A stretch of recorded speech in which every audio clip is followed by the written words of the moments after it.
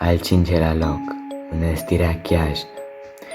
Unul dintre cele mai bântuite locuri din capitală, Mănăstirea Chiajna are o istorie aparte.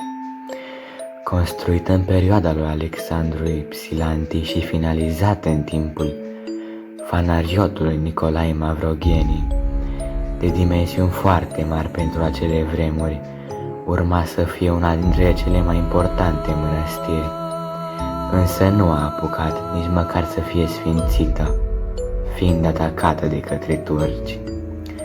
Lăcașul a murit definitiv la începutul anilor 1800, odată cu epidemia de ciumă. Situată între două cimitire din cartierul Giulești sârbi, este locul în care au avut loc mai multe crime și unde mulți se jură că au văzut fantome. Cea mai celebră anomalie ce ține de Mănăstirea Chiajna este cea a clopotului îngropat. Astfel se spune că atunci când este lună plină se aud sunete de clopot, chiar dacă nu mai există vreunul rămas din vechea mănăstire. Locul 4. Troița Miresei. O mireasă terorizează de această dată o șosea, nu pădure precum în cazurile precedente, pe drumul național 7 care leagă Piteștiul de București. La kilometrul 47, în dreptul localității Găiești, se află o troiță care amintește de o tragedie.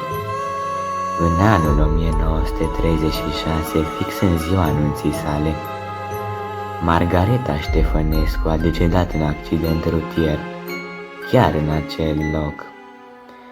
De atunci se pare că sufletul neliniștit al tinerei apare în dreptul troiței și produce accidente rutiere, multe dintre ele sfârșindu-se tragic, prin decesul a numeroși tineri, majoritatea fiind necăsătoriți. Doar în perioada 2008-2009 au decedat 12 tineri, toți necăsătoriți, în apropierea troiței. Locul 3. Pădurea Trivale. Una dintre pădurile considerate bântuite din țara noastră, Pădurea Trivale din Pitești este locul mai multor povești de groază. Cele mai cunoscute dintre ele au în prim plan fantomele unor tinere mirese. Prima ar fi fost decapitată de propriul tată, iar casa din pădure a rămas în urma familiei ca fiind bântuită. De asemenea, casa a fost utilizată de grupuri sataniste care se întâlneau aici până când a fost demolată. O altă legendă înfricoșătoare plasată în aceeași pădure, însă într-o perioadă mult mai recentă, vorbește despre fantoma unei alte mirese moarte care ar bântui de ceva vreme acele locuri. Povestea pleacă de la o istorioară macabră care circulă printre taximetriștii piteșteni, potrivit căreia un coleg de breaslă ar fi dus o mireasă la o adresă din apropierea celebrei case bântuite. Halucinanta poveste spune că pasagera i-ar fi lăsat taximetristului în loc de bani propria sa verighetă, rugându-l să o aștepte. Bărbatul ar fi căzut însă într-un somn adânc, din care s-ar fi trezit nu în Pădurea Trivale, ci în fața unui bloc de locuințe din cartierul cu același nume, de unde în urmă cu 10 ani plecase spre sinucidere o tânără mireasă, care și-a pierdut soțul chiar în ziua anunții într-un accident rutier. Și ca povestea să fie cu adevărat sinistră, se spune că întors la mașină după aflarea istoriei miresei sinucigașe, ar fi găsit verigheta lăsată de femeia adusă la adresa din pădure pe un deget aflat în putrefacție. Locul 2. Dealul Lungani. Situat în județul Iași, aproape de municipiul Botoșani, este considerat unul dintre cele mai bântuite locuri din zonă.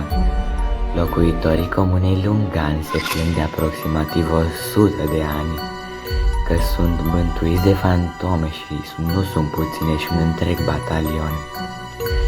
Se pare că peste 1000 de soldați români din timpul primului război mondial au fost puși în gropi comune pe aceste dealuri, răpuști fiind de tifos ori de obuzele inamicilor.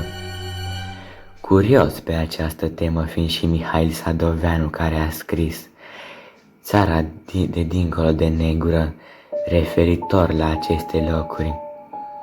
După mai multe decenii în care locatarii au fost terorizați de armata fantomelor, se pare că fenomenele paranormale s-au diminuat, ca urmare a ridicării unei biserici pe dealul.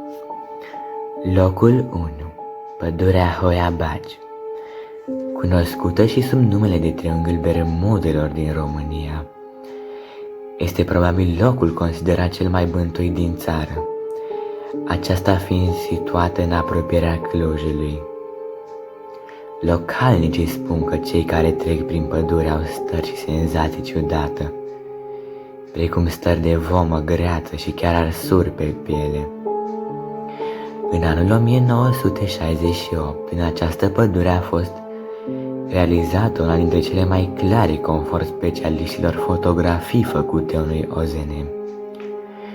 Luminile puternice care apar noaptea din senin și care dispar la fel de repede, forma ciudată a unor copaci, toate acestea fac din pădurea Hoia Baciu să fie numită de unii poarta către o altă lume sau sălașul necuratului, poarta către iadul cel de temut.